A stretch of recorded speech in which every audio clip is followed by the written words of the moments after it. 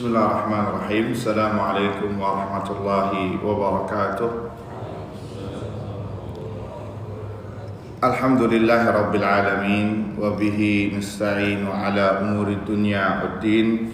Wassalatu wassalamu ala asyrafil anbiya wal mursalin habibina wa nabiyina Muhammadin sallallahu alaihi wasallam wa ala alihi wa sahbihi wa sallama tasliman katsira ila yaumiddin. Amma ba'd. Allahumma la sahla illa ma ja'altahu sahla wa anta taj'alul huzna idza syi'ta sahla. Rabbi shrah li sadri wa yassir li amri wahlul 'uqdatan yafqahu qawli.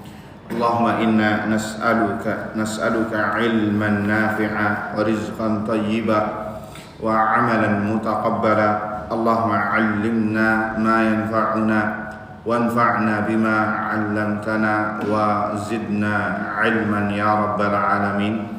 Allahumma ihdina wa ahlana wa qaumana ila siratikal mustaqim. Allahumma aslih lana sya'nana kullah wa la takilna ila anfusina tarfata a'yun wa la hawla wa la quwwata illa billah. Amma ba'd. Hadirin wal hadirat, jamaah salat subuh yang semoga dirahmati Allah Subhanahu wa taala. Alhamdulillah, kita panjatkan puji syukur kepada Allah Subhanahu wa taala yang telah memberikan kepada kita semua limpahan nikmat dan karunia-Nya, bil khusus nikmatul iman, nikmatul Islam, nikmat kesehatan dan kesempatan, sehingga dengan izin Allah Subhanahu wa taala di pagi yang mulia ini, di waktu fajar yang diberkahi, sebagaimana lisan Nabi SAW menghabarkan kepada kita semua, ya burikat ummati di bukuriha, semoga Allah memberkati umatku di pagi harinya. Dalam riwayat lain dikatakan, Allahumma barik ummati di bukuriha, ya Allah berkahilah umatku di awal paginya. Ya, semoga kita di pagi hari yang mulia ini, yang cerah ini, ya kita alhamdulillah berkumpul di rumah Allah. Ya kita alhamdulillah berkumpul di rumah Allah, yang mana salat subuh ini ayyuhal ikhwah adalah salat yang termasuk yang terberat yang dilakukan oleh orang-orang munafik. Yani salat yang paling berat bagi orang munafik adalah salat isya dan salat subuh, sebagaimana yang dikhabarkan Nabi sallallahu alaihi wasallam. Semoga kita semua ayyuhal ikhwah yang menjalankan salat subuh tadi termasuk orang-orang yang terbebas dari kemunafikan. Allahumma amin. Ya, dan ini adalah bagian nikmat yang Allah berikan kepada kita semua.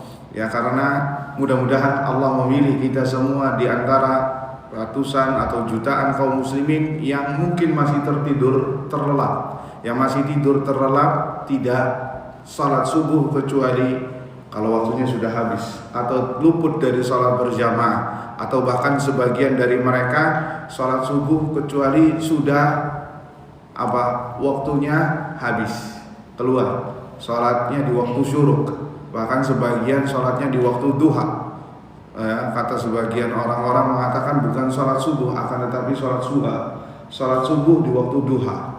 Dan itu yang sangat memprihatinkan bagi kita semua. Ya, mereka melaksanakan salat subuh ketika ingin berangkat aktivitasnya, ke kantornya, ke sekolahnya, atau ke usahanya. Maka ini adalah musibah yang besar yang menimpa ya sebagian kaum muslimin melaksanakan salat di luar waktunya.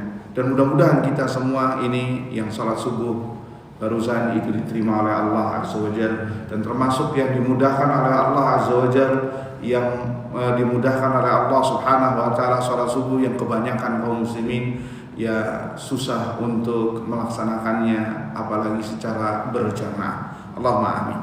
Kemudian kita diiringi dengan kenikmatan berikutnya, ketaatan berikutnya, itu tafaqquh fid din, belajari ilmu agama Allah Subhanahu wa taala.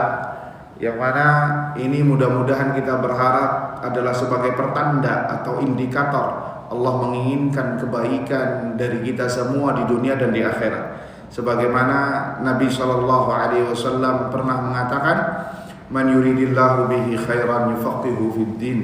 Barang siapa yang dikehendaki baik oleh Allah, maka Allah akan fahamkan urusan agamanya. Ya, semoga kita masuk orang-orang yang dikehendaki baik oleh Allah Subhanahu wa taala, mau mempelajari ilmu agama ini, karena dengan mempelajari ilmu agama ini ayuhal ikhwah adalah sebagai tonggak keberhasilan masing-masing dari kita, karena ini akan dibawa mati.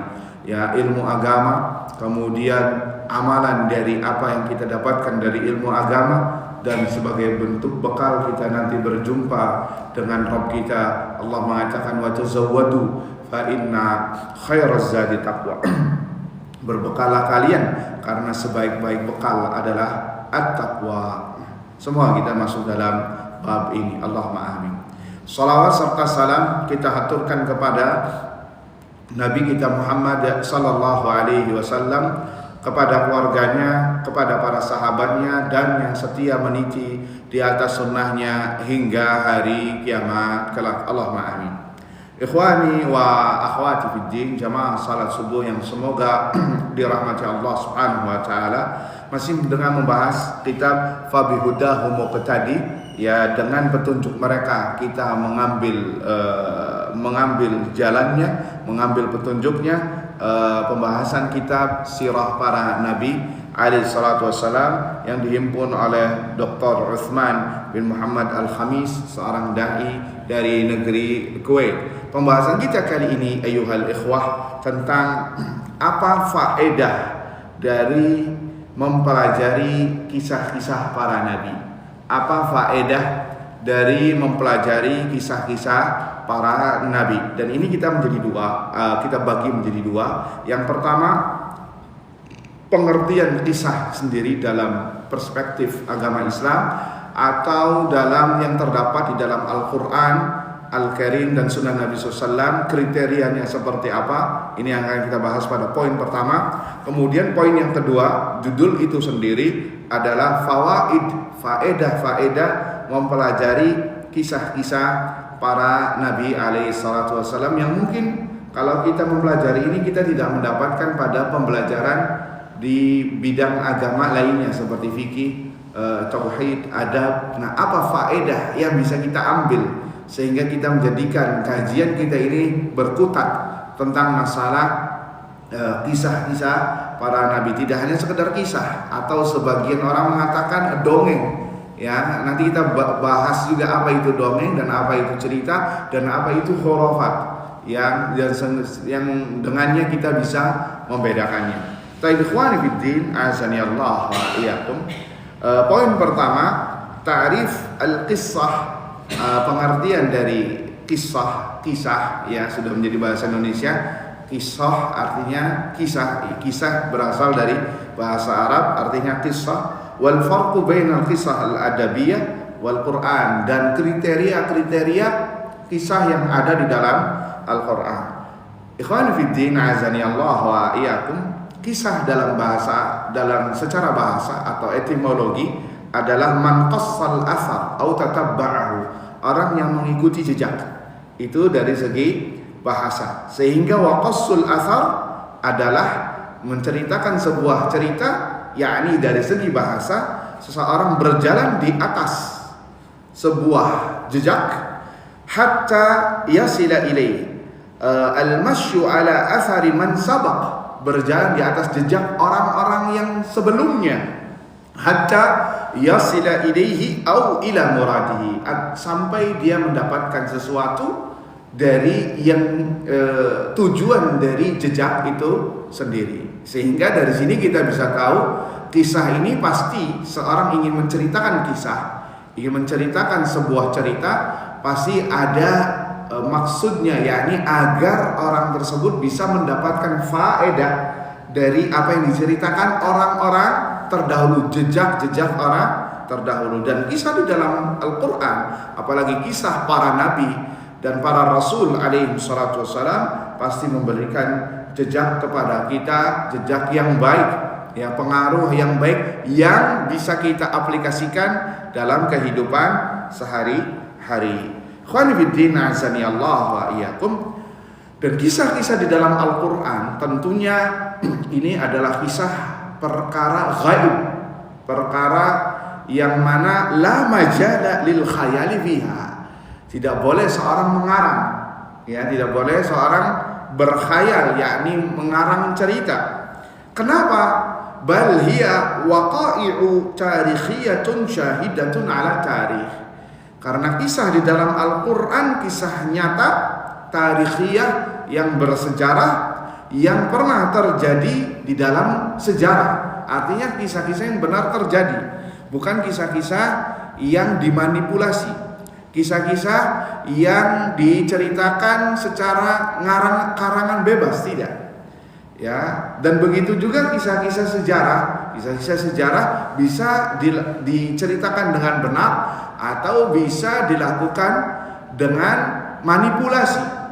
Ya, kecuali harus ada dalil atau ada sanadnya. Makanya kita sebutkan nanti Al-Quran. Kenapa kita katakan cerita-cerita dalam Al-Quran, begitu juga cerita-cerita yang disampaikan oleh Nabi SAW dalam Al-Quran itu cerita yang benar karena ada sanad. Dan Al-Quran memiliki sanad, dan sanadnya mutawatir, nanti kita singgung. Begitu juga hadis Nabi SAW. Adapun selain dari itu, hatta termasuk cerita sejarah, ya, kalau tidak ada sanadnya, tidak ada silsilahnya, maka kita khawatir itu tidak otentik. Ya, itu tidak 100% murni. Kenapa? Karena bisa jadi dimanipulasi. Apalagi yang menceritakannya adalah orang-orang yang kita belum tahu akan amanatnya dan lain sebagainya. Karena bisa jadi orang bercerita karena ada maksud dan tujuan tertentu. Makanya dalam Islam nanti kita akan sebutkan pentingnya masalah ilmu sanad. Ikhwani fiddin azani Allah wa iyyakum. Ya. Jadi kisah di dalam Al-Quran itu kisah yang benar karena Allah yang mengatakannya dalam surat Yusuf ayat 3, nahnu naqussu 'alaika ahsanal qasas. Kami menceritakan kepadamu wahai Muhammad ahsanal qasas, sebaik-baik cerita. Ya, sebaik-baik cerita. Ya, artinya bukan cerita Nabi Yusuf saja, semua cerita-cerita yang ada di dalam Al-Quran. Walaupun ingin dijelaskan di sini di ayat Al-Quran ini tentang kisah Nabi Yusuf, ya, alaihi salatu wassalam. Artinya bahwa seluruh kisah-kisah yang ada di dalam Al-Quran, kisah Nabi Musa, Nabi Ibrahim, Nabi Saleh, ya, dan para nabi yang lainnya itu masuk dalam kategori firman Allah Azza wa Jal, nahnu naqussu 'alaika ahsanal qasas. Kami mengkhabarkan kepadamu, menceritakan kepadamu wahai Muhammad dengan sebaik-baik cerita. Ya, sebaik-baik cerita, yakni cerita apa adanya sesuai dengan yang pernah terjadi pada masa tersebut, tidak ditambahkan, tidak dikurangi, ya, sesuai dengan apa yang pernah terjadi. Apalagi yang mengkhabarkannya adalah Rabbul Alamin, Rabb kita Azza wa Jalla. Khawani fiddin azani Allah wa iyyakum. Sehingga karena ini adalah cerita yang disampaikan dari Allah Azza wa Jalla, oleh karenanya disebutkan oleh para ulama, wa nahnu naltazimu fi qasasil anbiya ma thabata fi kitabillah.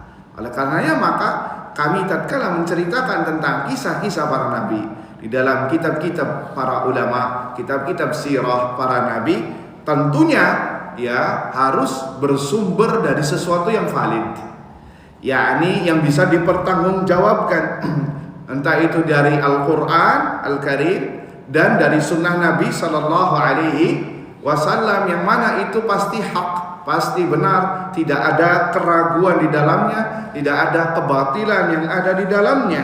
Ya, kenapa ayuhal ikhwah tadi telah kita sampaikan bahwa kisah para nabi itu adalah ghaib.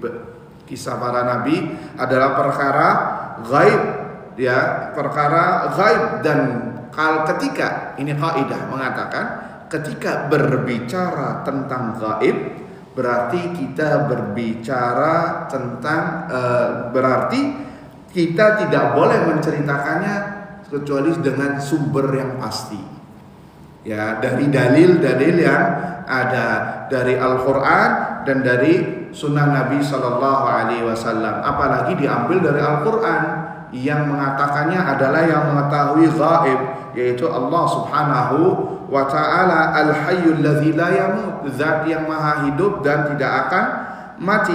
Dan yang apa yang dikhabarkan oleh kepada Nabi kita Muhammad sallallahu alaihi wasallam itu sudah pasti benar. Dan ini yang bisa dipertanggungjawabkan ya tentang kebenarannya. Ya, tentang cerita-cerita para nabi alaihi salatu wassalam ya, dengan hadis-hadis yang sahih. Makanya Pak, ketika belajar sirah itu mirip seperti belajar ilmu hadis. Apakah cerita ini benar ataukah tidak? Kabar ini, kisah yang pernah viral ini di dalam kisah para nabi dan para rasul itu bersumber dari riwayat yang sahihah ataukah tidak? Karena Pak, pada yang terjadi di lapangan banyak sekali kisah-kisah yang dinisbatkan kepada para nabi dan para rasul SAW, dan ceritanya masyhur, familiar di tengah kaum muslimin, ternyata tidak ada sanadnya. Ternyata ceritanya ini bersumber dari misalkan hadis yang dhaif, atau riwayat yang palsu, atau tidak ada riwayat sama sekali. Bahkan bisa terjadi dari hal-hal khurafat, hal-hal takhayyul dan lain sebagainya yang kemudian dinisbatkan kepada para nabi dan para rasul alaihi salatu wassalam. Ya, ini penting. Belajar sirah, belajar mengambil kisah para nabi dan para rasul, itu juga harus ada patokan yang dipertanggungjawabkan. Entah itu dari Al-Quran sudah pasti, atau dari hadis-hadis Nabi alaihi salatu wassalam. Tujuannya adalah agar kita tidak berkata dusta terhadap para nabi dan para rasul alaihi wasallam, agar kita tidak berbicara atas nama Allah tanpa ilmu, tanpa bukti, sehingga kita terhindar dari hal-hal khurafat Pak. Ya, yang sekarang masif banyak kita dapati ya, wabil khusus di media sosial atau para penceramah ya, untuk menarik orang banyak, akhirnya ceritanya khurafat, ceritanya ya, ini khurafat adalah cerita-cerita palsu, cerita-cerita khayalan, cerita-cerita tentang gurunya yang bisa terbang, yang bisa selendangnya bisa kayak gini. Kalau ditanya salat Jumatnya di mana, salat Jumatnya di Mekah. Ya, ada satu gua, kalau nantinya mampir ke situ langsung tembus ke Mekah. Ya, ini cerita-cerita subhanallah. Nggak tahu sekarang kita di tahun 2025 ya, ceritanya seperti ini ya, laris manis Pak. Ya, dan subhanallahnya kok pada percaya. Tapi giliran disebutkan hadis Nabi SAW yang valid, entah itu berkaitan tentang cerita ataupun tentang hukum, malah dikritisi. Tapi cerita-cerita tentang khurafat langsung ditelan mentah-mentah. Nah, ini penting ya ikhwah, tentang masalah sanad. Dan sanad termasuk keistimewaan agama Islam. Keistimewaan ahlus sunnati wal jamaah tidak dimiliki oleh yang lain. Agama yang lain gak ada Pak sanad, riwayat, gak ada. Hanya ada dalam agama Islam. Dan subhanallah 14 abad yang lalu kita jaraknya dengan masa kenabian, tapi sanad ada. Dan itu yang bisa dipertanggungjawabkan dari fulan, dari fulan, dari fulan, dari fulan. Antum lihat Sahih Bukhari, antum lihat Sahih Muslim, antum lihat kitab-kitab hadis yang berbicara tentang hadis-hadis Nabi SAW, yang menghimpun hadis-hadis Nabi SAW, semuanya ada sanadnya dan dipertanggungjawabkan. Bahkan cara membaca Al-Quran pun, tanya sama para qari, para hufadz, ada sanadnya sampai ke Nabi alaihissalam, cara membacanya. Qiraah asyrah, ya 10 qiraah yang masyhurah, yang yang masyhur, dan ada yang mutawatir, itu semuanya ada sanad, bersanad, bersilsilah sampai ke Rasulullah sallallahu alaihi wasallam. Dan ini sekali lagi kata para ulama hanya ada dalam agama Islam. Karena agama yang satu-satunya dijaga oleh Allah hanya agama Islam. Ya, agama lain tidak ada. Bahkan kitab-kitab yang lain selain Al-Quran ya, yang Allah turunkan, di antara hal yang disebutkan oleh para ulama mereka ini sudah dirubah, di antaranya karena sudah tidak ada sanadnya lagi. mana yang menyatakan itu kalam Allah dan mana yang dikatakan itu kalam manusia, perkataan manusia. Sudah tidak bisa dibedakan. Kalaupun ada firman Allah Azza wa Jalla, hanya presentasinya kecil sekali. Ya, kenapa? Sudah tidak ada sanad. Sudah tidak ada. Ini di antara indikasi para ulama mengatakan yang ada dalam Injil, yang ada dalam Taurat dan kitab-kitab sebelumnya, mereka ini sudah dirubah, sudah berbeda dari apa yang diturunkan kepada Nabi Musa dan Nabi Isa. Di antaranya yang dikritisi karena tidak ada sanad. Tidak ada sanad yang bisa dipertanggungjawabkannya. Apalagi Taurat dan Injil itu dibuat setelah beberapa abad setelah meninggalnya Nabi Musa. Ya, beberapa abad setelah meninggalnya Nabi Isa alaihissalatu wassalam, sehingga keotentikannya ini ya tidak bisa dipertanggungjawabkan. Ini diantara hal-hal yang ada. Nah, berbeda dengan Al-Quran. Al-Quran ada sanadnya. Ya, bahkan satu huruf pun kalau tidak ada ribut kaum muslimin. Ya, yakni ribut di sini maksudnya adalah diketahui ada yang melenceng. Buktinya ketika imam sholat salah bacaannya, ada yang membenarkan dari imam, dan ini bentuk penjagaan Allah Subhanahu wa taala terhadap Al-Quran. Saya pernah menyaksikan ada seorang yang membetulkan bacaannya imam. Ya, Bapak tadi hafal Pak? Enggak, saya nggak hafal. Tapi saya tahu ini salah. Allah Akbar. Ya, tapi saya tahu ini salah. Jadi dibetulkan. Dan dia nggak hafal Quran, cuman karena sering membacanya saja. Ayat di dalam surat Al-Quran, bukan di surat-surat juz amma, bukan di surat-surat pendek, surat yang panjang. Dan dia langsung ketika imam ini salah, ya, langsung dibenarkan oleh makmum ini yang mana dia bukan hafizul Quran. Allah Akbar. Ini sebagai bentuk salah satu penjagaan Allah terhadap Al-Quran, yang mana ini sumber agama Islam.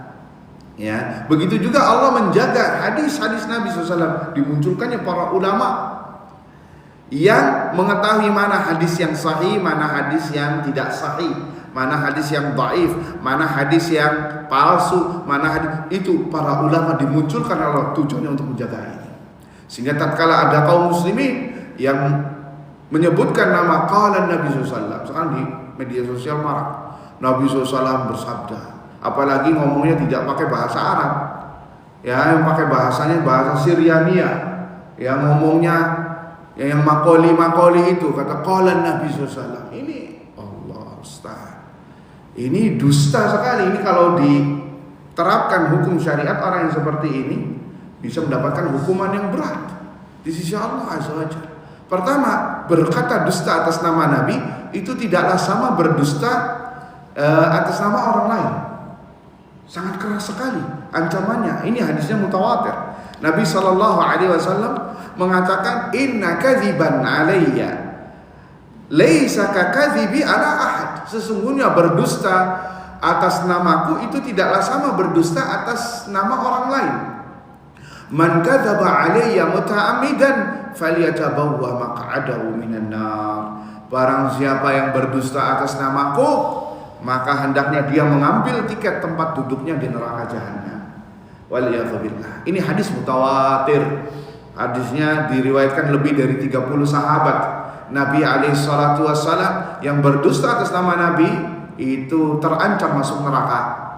Ya, dan kita tahu dosa besar adalah dosa yang terdapat ancaman, di antaranya ancaman masuk neraka. Waliyadzubillah. Ya, hati-hati. Ya, jangan sampai kita gampang share qala Nabi SAW. Nabi SAW bersabda, ternyata hadisnya bukan hadis, atau hadisnya lemah, hadisnya dhaif, atau apalagi hadisnya palsu. Berarti orang tersebut telah berdusta atas nama Nabi SAW. Jadi berdusta atas nama Nabi itu bermacam-macam. Yakni dia menyengaja. Ini deretan yang pertama, derajat yang pertama Pak. Dia menyengaja menyebut berdusta atas nama Nabi SAW. Atau yang kedua, dan ini mungkin banyak yang tidak menyadarinya, dia tidak cross check terhadap penyebutan hadis Nabi SAW. wasallam, walaupun tidak ingin berdusta. Bisa jadi dia, apalagi sekarang kita hidup di zaman share men-share, ya, share pesan WhatsApp di grup-grup atau ke orang-orang tentang hadis Nabi, keutamaan ini, ternyata tidak di cross check dulu, dan subhanallah hadis yang ia sebarkan adalah hadis dhaif, hadis palsu apalagi, atau hadisnya diperdebatkan ulama, atau tidak disebutkan hadisnya dhaif misalkan, maka dia terancam masuk hadis ini. Man kadzdzaba alayya muta'ammidan falyatabawwa maq'adahu minan nar. Barang siapa yang berdusta atas nama Nabi sallallahu alaihi wasallam, maka dia terancam masuk neraka. Hati-hati. Makanya para ulama itu sangat hati-hati sekali ya membahas hadis Nabi sallallahu alaihi wasallam. Ya, dulu Umar bin Khattab ketika menyebutkan ada sahabat atau tabi'in mengatakan di hadapan beliau, qala Nabi sallallahu alaihi wasallam, Nabi sallallahu alaihi wasallam bersabda. Apa kata Umar? Ya, kalau antum gak bawa saksi, antum berkata Rasulullah sallallahu alaihi wasallam, saya pukul, saya pecut antum. Mana yang mengatakan ini adalah sabda Nabi sallallahu alaihi wasallam? Kalau antum gak bawa saksi, ya, dari sahabat yang lain atau dari yang terpercaya, saya pukul Anda. Tuh lihat, sampai sehati-hatinya para sahabat Nabi alaihi salatu wassalam ya terhadap apa yang mereka bawa dari hadis Nabi SAW. Kalau zaman sekarang dengan gampangnya, ya, tanpa cross check terlebih dahulu, ya, qala Nabi sallallahu alaihi wasallam, qala Nabi sallallahu alaihi wasallam. Hati-hati, ya. Ini para ulama sangat hati-hati sekali, sehingga orang yang pernah berdosa atas nama Nabi, kalau di dalam ilmu hadis, maka dia mardud, tertolak. Ya, derajat perawiannya itu tertolak. Kenapa? Karena dia pernah berbohong. Ya, dalam masalah hadis, ya Pak, kalau dhaif itu bermacam-macam. Ada yang dhaifnya ringan, ada yang dhaifnya parah. Yang dhaifnya ringan, yang mudah-mudahan bisa diamalkan, ya, jika perawinya tidak pernah berbohong atas nama Rasul SAW. Ya, ini berbohong, ini bisa jadi kena hafalannya lemah. Maka yang seperti ini masih masih dimaklumi. Tapi kalau perawinya tertuduh pernah berdusta, apalagi pernah berdusta atas nama Nabi SAW, wah, ini nggak bisa dimaafin. Walaupun dia sudah bertobat dari segi periwayatan, maka riwayatnya mardudah, riwayatnya tertolak. Jadi kembali lagi ke pembahasan ayyuhal ikhwah dalam mempelajari sirah para Nabi sallallahu alaihi wasallam, wabil khusus sirah Nabi sallallahu alaihi wasallam, sirah Nabi Muhammad sallallahu alaihi wasallam, maka seharusnya berlandaskan dari dalil. Ya, dalil-dalil dari Nabi alaihi salatu wassalam. Ya, karena ada beberapa kisah yang viral, yang masyhur, ternyata dalilnya lemah. Seperti contohnya ketika Nabi nginep di Gua Thur, ya, ketika ingin hijrah, maka ditutupi sama laba-laba. Pernah dengar nggak, Pak?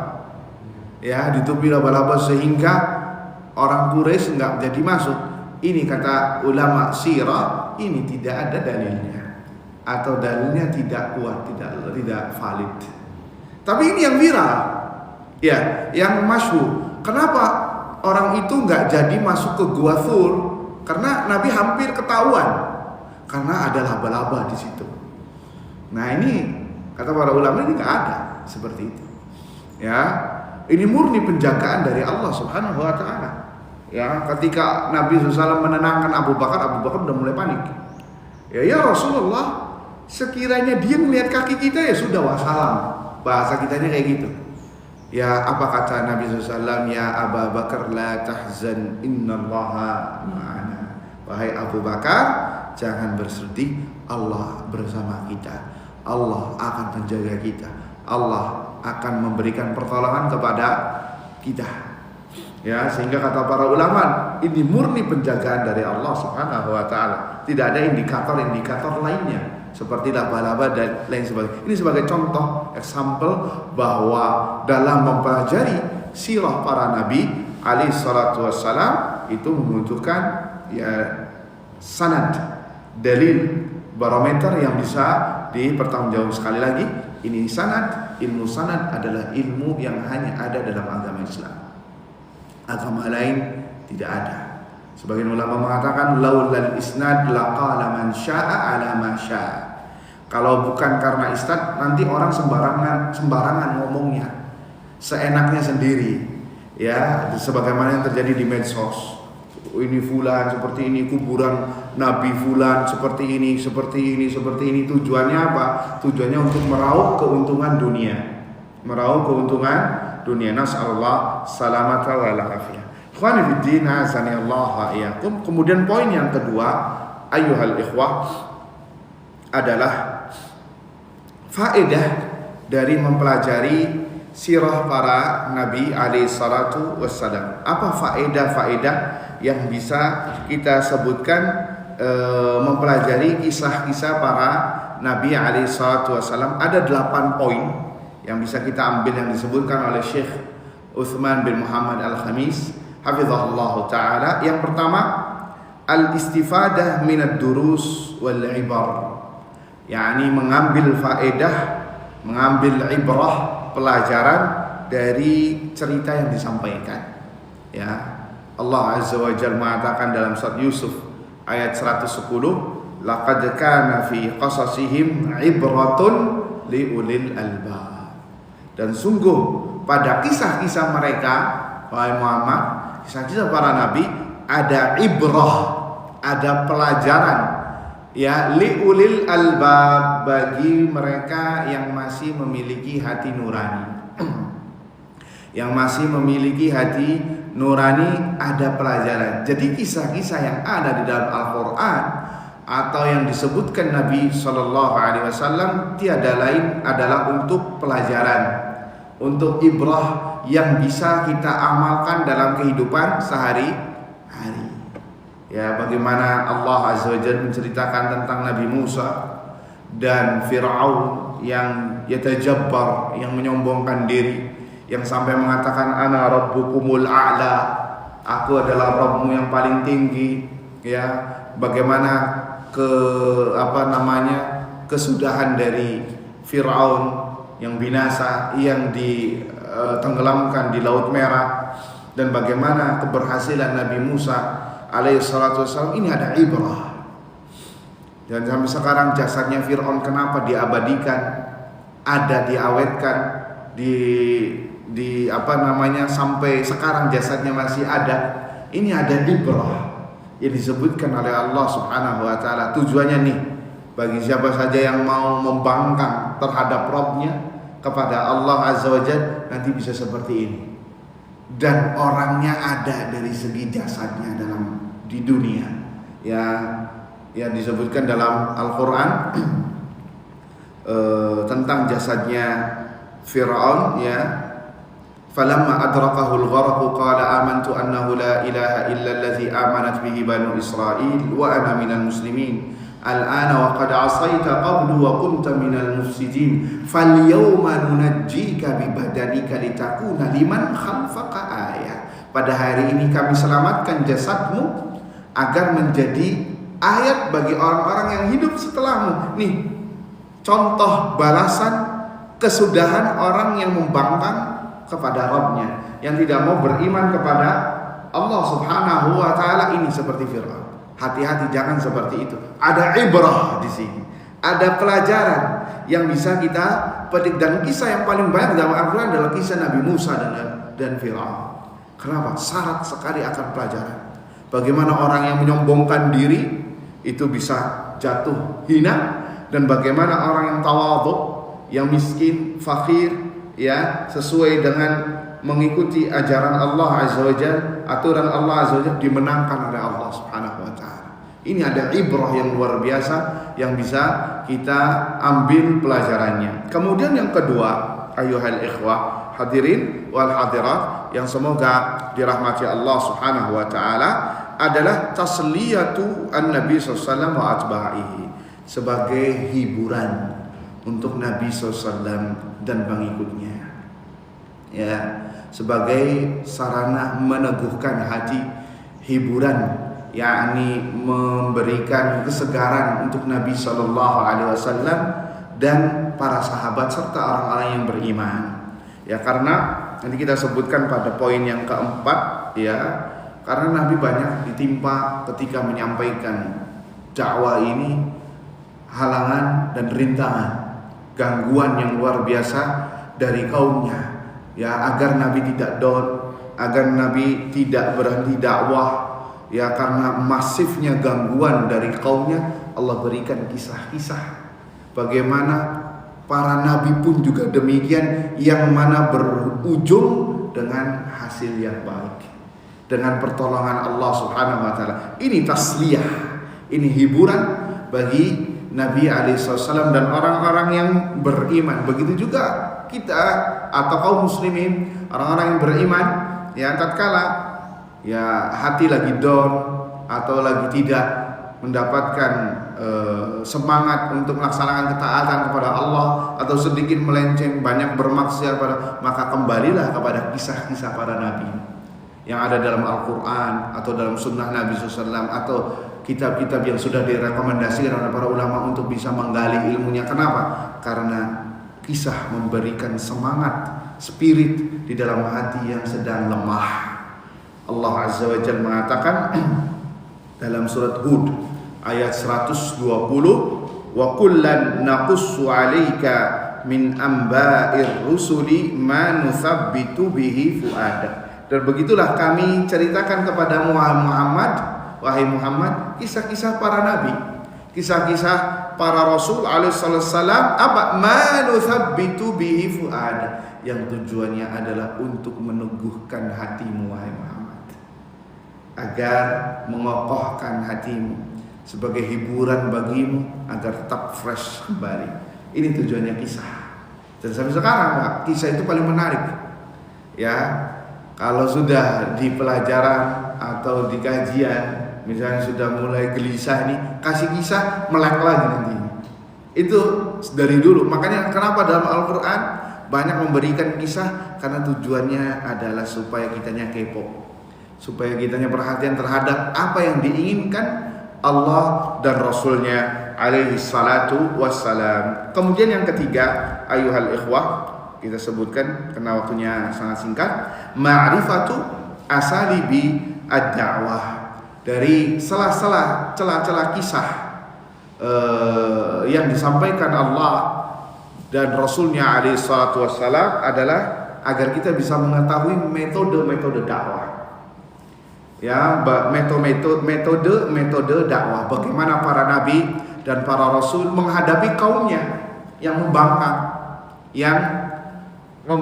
kepada perintah Allah Azza wa Jalla, yang tidak mau beriman, tidak mau menerima dakwah para nabi dan para rasul alaihissalam, dan bagaimana para nabi menghadapi mereka semua. Ini penting, wabil khusus bagi para dai, dan antum juga para dai, minimal di keluarga masing-masing. Iya atau tidak?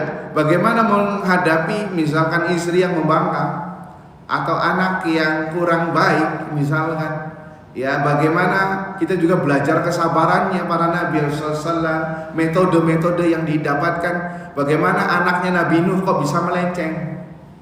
Gimana istrinya Nabi Nuh, Nabi Lut kok tidak mau menerima atau bahkan melenceng, termasuk orang-orang yang istrinya Nabi Lut diazab, ya, bersama kaum Nabi Lut.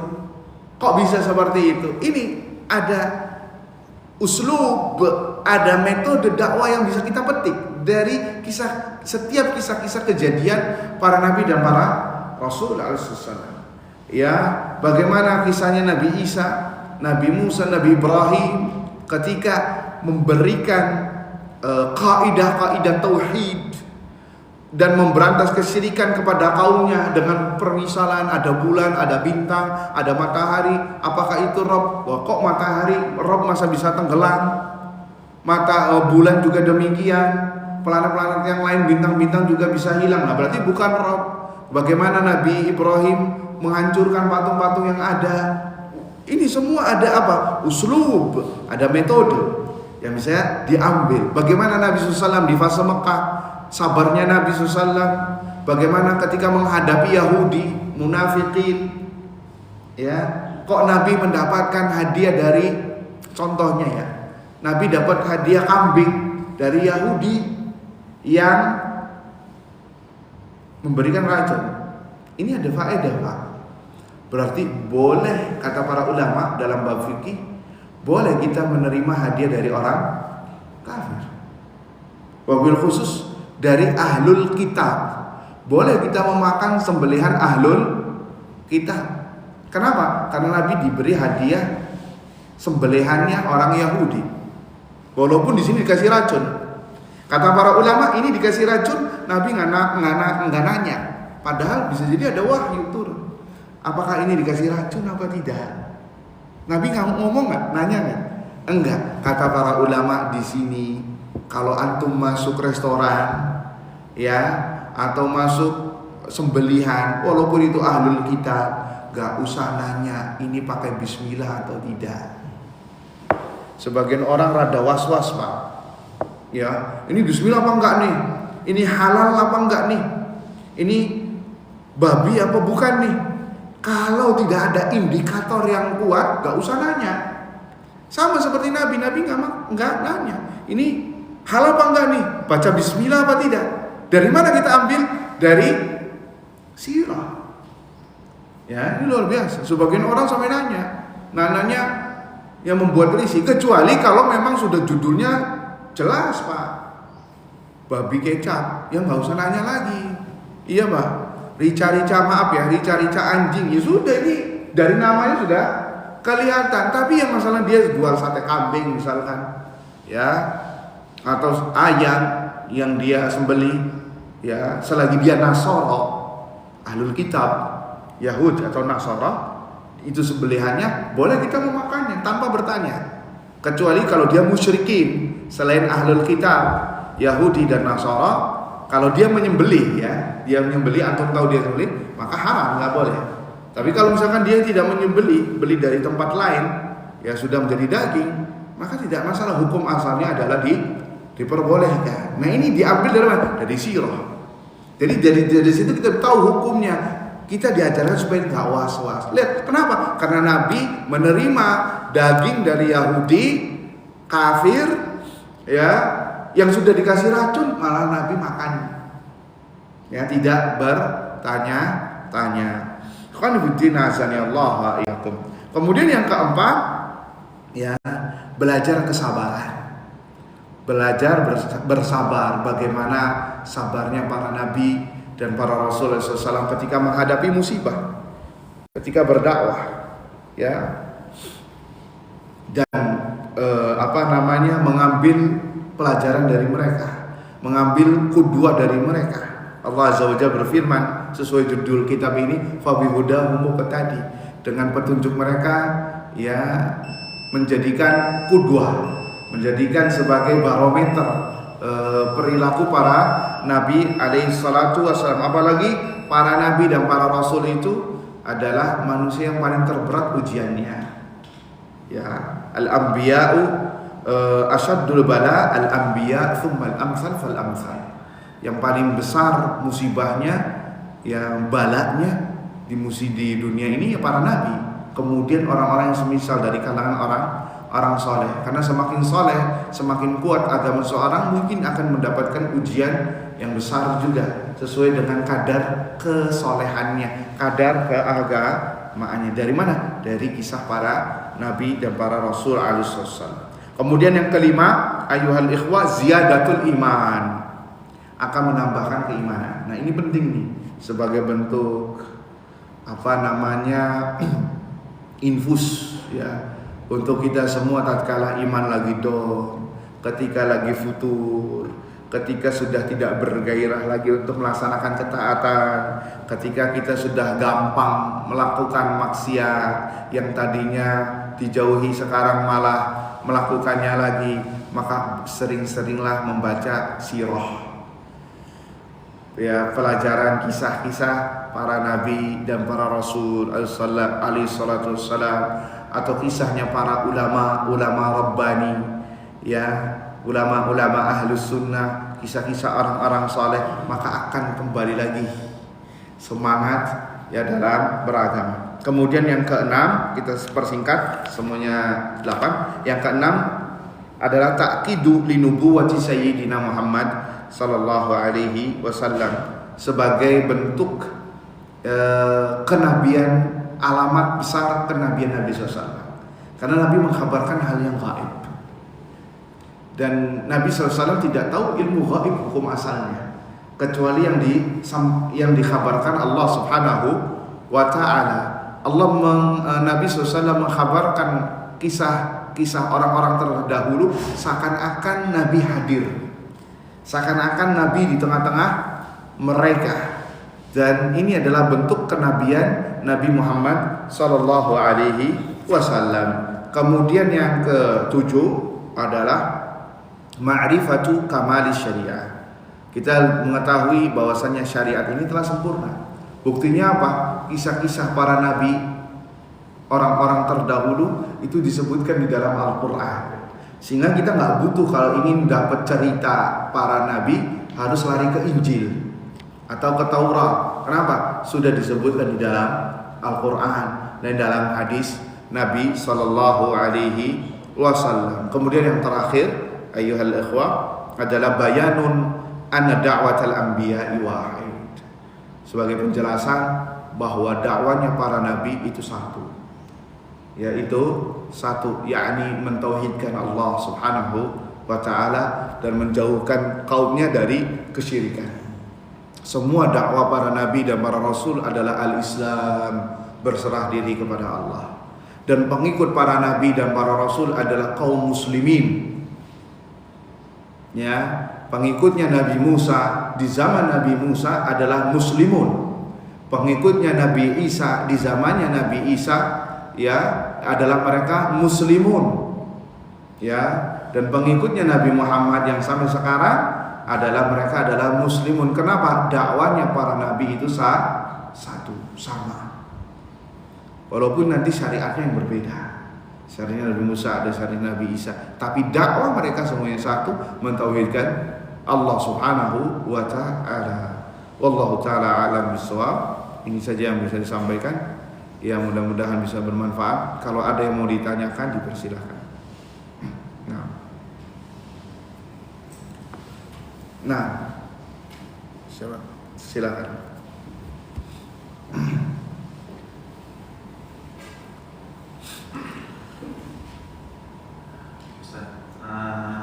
Kalau kita tidak sengaja salah kok, misalkan kita mencoba misalkan menulis dan misalkan menulis siapapun gitu ya, ini berdasarkan hadis itu seperti ini, tapi ternyata itu salah, itu bukan berdasarkan hadis tapi itu berdasarkan Quran, atau sebaliknya, apakah termasuk ancaman hadis yang tadi Ustaz? Nah, bagaimana tatkala kita memberikan nasihat, ya kita salah menyampaikan hadis itu adalah hadis Nabi SAW dan ternyata itu bukan, seperti itu kan, entah itu Al-Quran atau perkataan ulama misalkan. Nah, ini pentingnya kita hati-hati ketika menisbatkan perkataan kepada Nabi SAW. Para ulama memang hati-hati sekali. Antum kalau ingin koreksi, antum ingin tahu bagaimana para ulama itu berhati-hati ketika menyebutkan hadis Nabi, ya mereka sampai diam, memikirkan terlebih dahulu, baru dia mengatakan ini benar apa tidak. Bahkan kembali ke kitab-kitab terdahulu untuk kitab-kitab hadis, apakah ini valid dari Nabi SAW atau tidak. Kenapa? Karena mereka khawatir ini berdusta atas nama Rasulullah SAW. Walaupun tujuan kita bukan untuk berdusta, tapi ya sebatas terkadang kan seseorang ngomongnya gini, kayaknya sih ini hadis Nabi SAW. Jika antum ragu untuk mengatakan hadis Nabi SAW, maka jangan katakan hadis. Pernah disampaikan, mungkin ada riwayat atau dikatakan bahwa, ya kalau anda ragu mengatakan ini hadis Nabi SAW, ya dikatakan bahwa, Ya, para ulama mengatakan qila, dikatakan, ya diriwayatkan, tapi tidak berani mengatakan hadis kalau itu ragu-ragu, walaupun nanti ujung-ujungnya benar. Ya, karena kehati-hatian ini sangatlah diminta bagi kita semua. Jangan sampai nanti kita berdusta atas nama Nabi SAW. Dan ini kita rawan, saya dan Anda. Wabil khusus para penceramah juga. Terkadang ketika menyebutkan qala Nabi SAW, ya apalagi dia ragu judulnya. Ya. Kalau dia yakin ya silahkan. Bisa dipahami kan? Jadi lebih baik hati-hati. Jangan ketika antum ragu-ragu kemudian langsung memberanikan diri mengatakan qala Nabi sallallahu alaihi wasallam, seperti itu. Nah, ada lagi yang bertanya?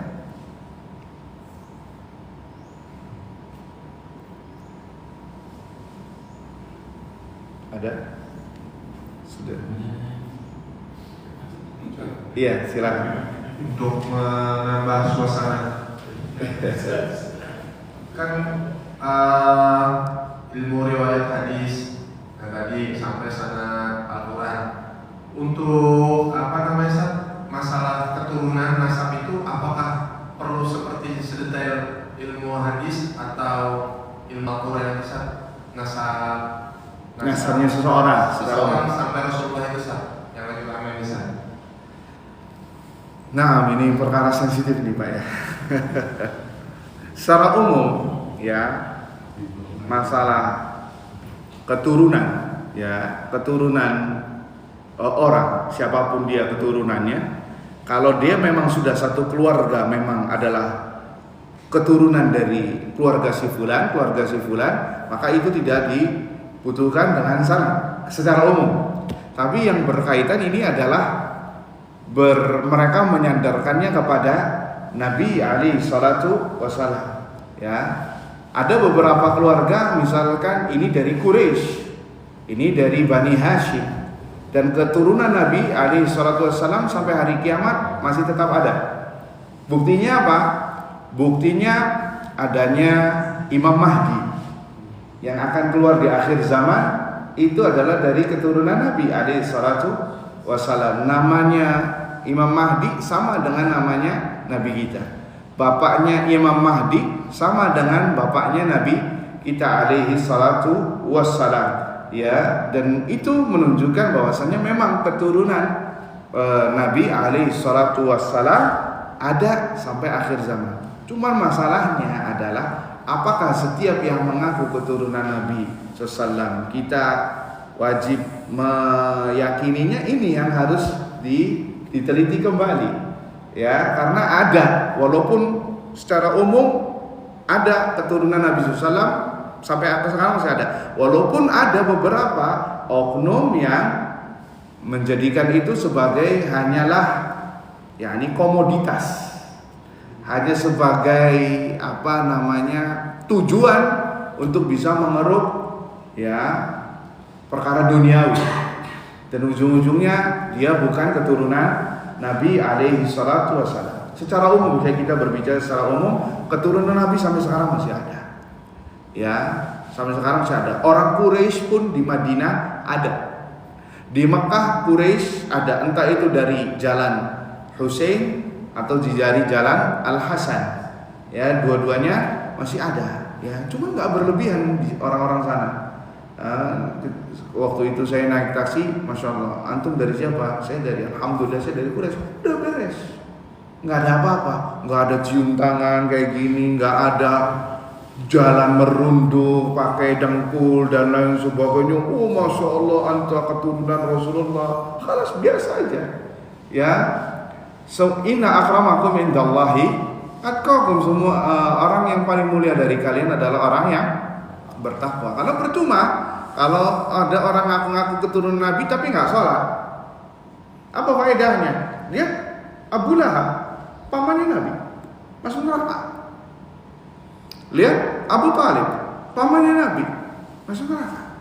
Bahkan Nabi sendiri mewanti-wanti anaknya, ya Fatimah, wahai Fatimah bintu Rasulillah sallallahu alaihi wasallam, wahai Fatimah bintu Rasulillah. Dan riwayat ya Fatimah tu bintu Muhammad, wahai Fatimah anaknya Muhammad, salillaha sali min mali ma syi'ti. Mintalah kepadaku hartaku sesuai kehendakmu. Tapi ingat, la ughni anki minallahi syai'a. Aku enggak bisa ngasih manfaat di hadapan Allah untukmu nanti. Artinya nanti maksudnya apa? Jangan ente, saya kan keturunan Nabi, saya kan anaknya Muhammad SAW, pasti masuk surga. Intinya maksudnya apa? Ente yang akan menyelamatkan ente sendiri, ya ini dengan amal saleh. Ini Nabi mengatakan kepada siapa? Kepada anaknya alaihi salatu wassalam, Fatimah. Ya, yang mana Fatimah ini paling cinta kepada bapaknya, sampai saking cintanya sedih. Setelah Nabi SAW meninggal, 6 bulan kemudian baru Fatimah meninggal. Luar biasa. Walaupun demikian, lihat Nabi mengatakan demikian. Ya Fatimah, kalau ente nggak beramal, saya nggak bisa ngasih manfaat kepadamu di sisi Allah saja. Lantas bagaimana lagi dengan mereka-mereka yang mengatakan keturunan Nabi, tapi ya saya kan melakukan maksud saya keturunan Nabi, habis itu dapat syafaat beres. Aji, enak amat ente. Ya lihat Nabi kakinya sampai bengkak salat tahajud. Ya, ente sudah menghina Nabi alaihi salatu wassalam kalau dengan seperti itu keyakinannya. Ya, jadi secara umum memang kalau memang dibutuhkan ya iya. Kalau memang dibutuhkan, ya. Tapi kalau misalkan ya yang terjadi sekarang memang lagi ramai ya di media sosial dan lain sebagainya, karena kebanyakan atau sebagian mungkin melakukan demikian karena ada maksud-maksud tertentu. Wallahu taala alam bissawab. Kita cukupkan sampai di sini. Semoga bermanfaat untuk kita semua. Kita cukupkan dengan doa kafaratul majlis. Subhanakallahumma wa bihamdika asyhadu an la ilaha illa anta astaghfiruka wa atubu ilaik. Assalamualaikum warahmatullahi wabarakatuh.